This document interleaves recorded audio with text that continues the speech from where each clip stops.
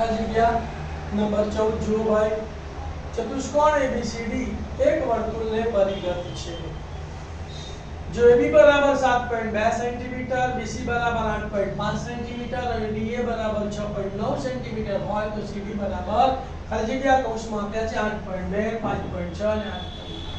ધ્યાન આપો, હવે એક ખાલી જગ્યા હોય છે ને હોય છે, આપણને ખબર છે કે જો વર્તુળને પરિગત ચતુષ્કોણ હોય તો તેની સામસામેની બાજુનો સરવાળો કેવો થાય? સરખો। તો મારે CD શોધવા હોય તો આ બે બાજુના સરવાળામાંથી આ સરવાળો બાદ કરવો પડે ને। તો જુઓ 9 ને 5 14 માંથી 2 જાય તો 12 નો બગડો, તો બગડાવાળો જવાબ કયો છે? આ છે કે આ છે? આ છે। તો સીધો ખબર પડી જાય કે જવાબ શું આવશે? 8.2। ચેક કરી લઈએ, સામસામેની બાજુનો સરવાળો સરખો તો AB વત્તા CD બરાબર AD વત્તા BC। કિંમતો મૂકો, AB એટલે 7.2 વત્તા CD બરાબર 6.9 વત્તા 8.5। આ બેનો સરવાળો કરો તો 9 ને 5 14 નો ચોકડો વધી પડી 1, 6 ને 7 ને 15.4 વત્તા 7.2 સામે જાય તો માઈનસ, તો 15.4 માઈનસ 7.2, 4 માંથી 2 ગયા તો 2, 15 માંથી 7 ગયા તો 8, 8.2। તમે ડાયરેક્ટ આ રીતે પણ જવાબ શોધી શકો। 9 ને 5 14, 14 માંથી 2 ગયા તો 12, 12 નો બગડો, તો પોઈન્ટ 2 વાળા કેટલા છે? એક જ છે, તો આ જવાબ આવે। બરાબર, ખ્યાલ આવી ગયો કે નહીં? આ ટૂંકી રીત હતી।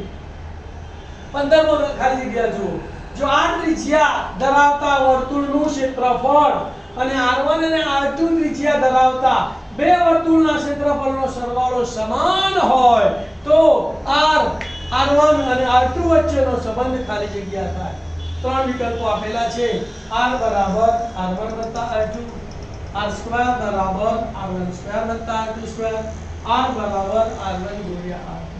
તો r ત્રિજ્યા વર્તુળનું ક્ષેત્રફળ પાઈ r સ્ક્વેર બરાબર પ્રથમ વર્તુળ r1 ત્રિજ્યાનું ક્ષેત્રફળ પાઈ r1 સ્ક્વેર, r2 ત્રિજ્યાવાળા વર્તુળનું ક્ષેત્રફળ પાઈ r2 સ્ક્વેર, બંનેના સરવાળા જેટલું થાય।